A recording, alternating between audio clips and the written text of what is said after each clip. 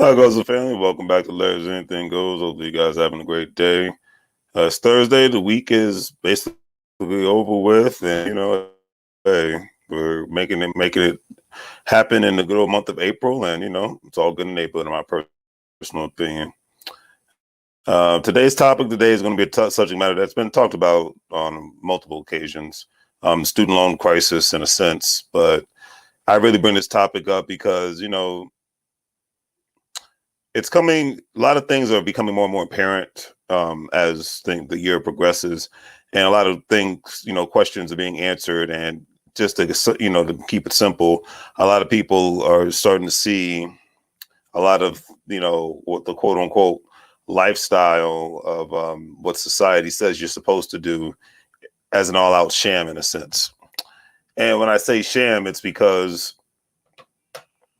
there's different perspectives that we can apply when it comes to a multitude of things. But I will first start off with disclaimer. I think bad about college. I went to college. I'm not looking down on anybody who has a college education. There's nothing wrong with that at all. But in today's world, the question is college even preparing most people for what, how to really make a living anymore outside of the norm? Is it even teaching people how to invest in certain things, not even just stocks, bonds, and cryptocurrency, but just to be able to invest in digital real estate? It's like all these new different things to where a lot of people can't even pay attention to or keep up with in today's economy.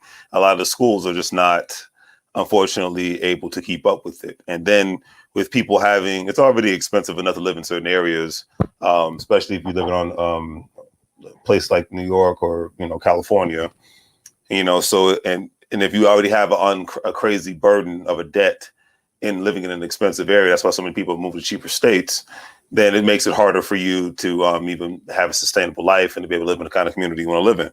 Great example. As of 2020, the new average student loan has hit about $157 trillion. $157 trillion. Now, that's a lot of money, family. Hands down, that's a lot of money. And it gets crazier outside of that, because according to Student Loan Hero, among the class of 2019, 69% of college students took out student loans. So that's the majority, not the minority of college students. And they graduated with an average debt of 29. Now, this is just at the low end, average debt of $29,000, including both private and federal debts. Because majority of the time, the federal student loans don't cover most of what people, as far as majority of the revenue that's required in order for somebody to get a bachelor's degree. Or definitely the people that want to get a master's degree. And about 14% of the students' parents actually took out an average of $37,000 in federal Parent Plus loans. So, it's very, not only is the debt become a very big burden on the students, but it's become a big burden on the parents. And that's why a lot of people have not had the pleasure of being able to even move out of their house, because they can't afford. As soon as they get out there, they're leaving with all this debt. And it's not like they didn't know. So I'm not having a pity party for everybody that they were going to leave college with all this debt, because it's made known, hey, you're going to have to pay this money back. And by the way, you're going to have to pay this money back with interest.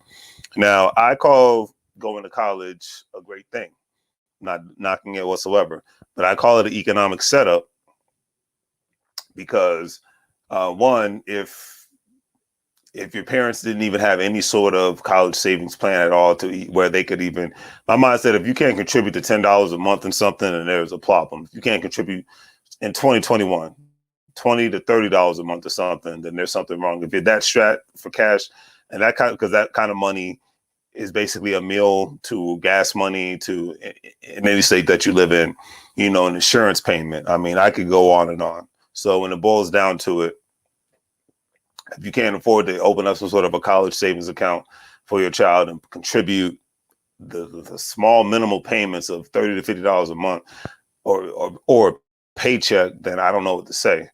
And I always say, I commend the people that went to the military and have Uncle, they earned the benefit to have Uncle Sam pay for the college, and in instances, to be able to buy the first home and whatnot with the VA loan. It's all understandable, and I get it.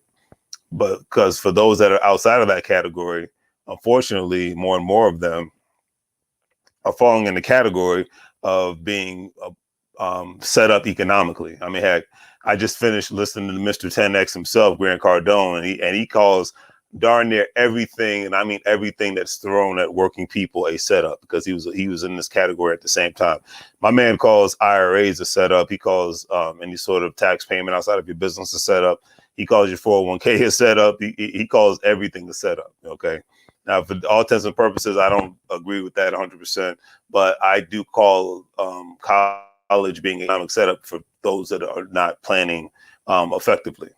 Not even just the parents, but the people that are going to college and getting all this crazy student loan debt. I mean, even making a 6-figure salary with a lot of student loan debt, for a lot of people, it just keeps them at square one. Especially with the interest rates that the interest that's accrued. And it's not unless they just become rich. I mean, that's just I'm calling it like I see it. That's just the world that we live in. That's just keeping it real. It's not meant for working people to really get out of it. And then so if you got that debt, then you got your car debt, then you got, of course, living expenses debt. Things like what is it? You have to pay your rent, you got to pay your mortgage, you got to pay all other sorts of different bills and things of that nature. For a lot of people, it could become a setup. So you got to really look into this and see if it actually works for you at the end of the day. You know what I mean? That's why I always commend the people, even like myself, that went to community college first, because they were, they had a mindset of say, well, I don't really even know what I want to major in. I don't want to waste time and money. So let me just go take some general courses and figure it out and whatnot. I get it. I respect it. And I think that's the right direction to go in for a lot of beginners. I get it for those that are work for a law enforcement agency or a military organization or any sort of government service, to somewhat figure out what they want to do with the rest of their lives and be able to go from there, because my generation, the millennial generation, was that generation that kept buying the whole, if you go to college, everything will work itself out. And we were the first generation to say, no, that's not necessarily true. Not even just because of the financial burden and whatnot, but because of the job market of today and the job market of tomorrow, the business market of today, the business market of tomorrow. And majority of college courses, no one's talking about how one can get more tax write-offs, how one can run a successful business. And that's another reason why I think college can be, for some, an economic setup. Now, when I'm talking about my IT specialists, people that are going to school actually for specific specialties, medical services all across the board, from nurses to doctors, lawyers, engineers, these people are actually going to school for a specific specialty. But once again, if you're going to take on that kind of debt, especially if don't have a scholarship, you're not getting in for free, you better really make sure you want to do it, because I cannot tell you how many, not only just stories I've seen on social media, YouTube and whatnot, but just people I met in person that became engineers and hated it, became a doctor and hated it. I remember the guy engineering truth. I remember his name's Matt. And, he became an engineer. And I think he said after 6 months, he quit. He just this life for me. I'm not to just work in the office for the rest of my life around people that bring no excitement to my life. And, because a lot of times, if you even go, life before the pandemic, if you go to most offices and whatnot, most of the time people look very unhappy. They might be making a lot of money and things of that nature, but heck, I remember when I used to work a part-time job as a security guard. I'm escorting cleaners at night. And I remember 95 to 99% of the people that in the corporate world, these people were making 6-figure salaries. These people were the quote unquote elites. They had the high college education, all that good stuff. And I left my first job going to this, going to my second job. And I could just see how miserable all these people were. They had all these projects that they had to work on and get done. And this was in Arlington, Virginia. And these people, I'm not going to name the name of the corporation, but I will say that all these people look miserable at the time. And, real talk is like, and I was looking at these people and because I was in my mid-20s back then. And I was looking at these people, and I was like, this is not what I want to aspire to. I was working 2 jobs to do 2 things, put money away and be able to pay for school. But I was not in a position to say, I knew I was not trying to end up like these people, miserable, it's 7 o'clock at night on a Wednesday or Thursday or Friday. And these people are working their butts off and they look stressed the hell out. They did not, majority of them did not look happy. Every now and then you find walking to a very happy person, but majority of the people, they were not happy. Question is, at the end of the day, it's like, really, what do you want to do with the rest of your life? You know, I mean, heck, myself, I'm at a point where I know not only what I want to do and where I want to go and how I want to do it. You know, it's all known. And that's why I like being around people with visionary mindsets, not basic mindsets, because the basic people are going to be the ones that are going to hurt the most in this economy and in tomorrow's economy. And that's just what it is. Even the people that just, want to, go to school and have a career and that's all she wrote, there's going to be a lot of ramifications for people like that, in the coming future. That, I mean, like, even right now, there's a lot of, and that's the one thing that even Grant Cardone mentioned. He was like, you still have 40,000, not 40,000, 40 million people that are still not working right now, that are still unemployed, and a lot of them are not going to end up going back to work. That's serious. That's something that's not only serious, but that's just something to take into consideration, to think about. And he was talking about how that's possibly going to affect the housing market to the point where it's going to be normal for people to have to put down 20% when it comes to everything for a down payment for a house. It's not happened yet, but it's possibly in the cards, and I bring this up, to get back on topic, because I'm like, okay, with this being said, and everybody knowing this, so the question, bear in mind, do you want to be the average of walking out of college with 27 to 29 to 37, some instances $80,000 to $100,000 in college debt, just so you can have a nice piece of paper, and just so you can say you accomplished something, which is great. Nothing to look down on whatsoever. I have nothing but love and respect for that. But do you want to be that? Do you want to be in a position where you're barely making it by, and you're going to have to live not only in the South, but you're going to have to live in a small town in the South in order for you to make ends meet? Because, like I've already mentioned, the major cities in the South, especially within Texas and Florida and whatnot, and Georgia, are becoming very expensive places. People I know that are locals down there telling me how it's getting more expensive to live down there. It's not California and New York standards or DMV standards, but the cost of living is going up. And the question is, you're going to go down there with your A game, or you're just going to go down there to be basic?